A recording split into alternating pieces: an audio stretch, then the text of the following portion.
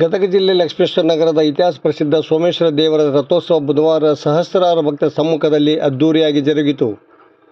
ಜಾತ್ರೆಯಲ್ಲಿ ಜಮಾಯಿಸಿದ್ದ ಭಕ್ತರು ಹರ ಹರ ಮಹಾದೇವ ಎಂದು ಘೋಷಣೆ ಕೂಗುತ್ತಾ ರಥ ಎಳೆದರು. ಕೆಲ ಭಕ್ತರು ರಥದ ಕಳಸದತ್ತ ಗುರಿಯಿಟ್ಟು ಲಿಂಬೆಹಣ್ಣು ಉತ್ತತ್ತಿಗಳನ್ನು ತೂರಿದರು. ಕಳಸ ತಲುಪಿ ಕೆಳಗೆ ಬೀಳುತ್ತಿದ್ದ ಅವುಗಳನ್ನು ಹಿಡಿದುಕೊಳ್ಳಲು ಭಕ್ತರು ಅತ್ತಿತ್ತ ತಿರುಗಾಡುತ್ತಿದ್ದ ದೃಶ್ಯಗಳು ಕಂಡುಬಂದವು. ಸೋಮೇಶ್ವರ ದೇವಸ್ಥಾನದ ತೇರು ಮನೆಯವರೆಗೆ ರಥ ಸಾಗಿತು. ಮಂಗಳ ವಾದ್ಯಗೋಷ್ಠಿ ಮೆರವಣಿಗೆಗೆ ರಂಗು ನೀಡಿತ್ತು. ಜಾತ್ರೆಗೆ ಆಗಮಿಸಿದ್ದ ಮಕ್ಕಳು ತೊಟ್ಟಿಲುಗಳನ್ನು ಆಡಿ ಖುಷಿಪಟ್ಟರು. ನಾಡಿನ ಬೇರೆ ಬೇರೆ ಜಿಲ್ಲೆಗಳಿಂದ ಅಪಾರ ಪ್ರಮಾಣದಲ್ಲಿ ಭಕ್ತರು ಜಾತ್ರೆಗೆ ಆಗಮಿಸಿದ್ದರು. ಪ್ರತಿ ವರ್ಷದಂತೆ ಈ ವರ್ಷವೂ ಕೂಡ ರಾಣೆಬೆನ್ನೂರು ತಾಲೂಕಿನ ಹಲಿಗೇರಿ ಗ್ರಾಮದ ನೂರಾರು ಭಕ್ತರು ಪಾದಯಾತ್ರೆ ಮೂಲಕ ಸೋಮೇಶ್ವರ ದೇವಸ್ಥಾನಕ್ಕೆ ಆಗಮಿಸಿ ಅನೇಕ ಸೇವಾ ಕಾರ್ಯಗಳಲ್ಲಿ ಪಾಲ್ಗೊಂಡಿದ್ದರು. ವರದಿ ನಾಗರಾಜ್ ಹಣಿಗೆ, ಪ್ರಜಾಧ್ವನಿ, ಲಕ್ಷ್ಮೇಶ್ವರ.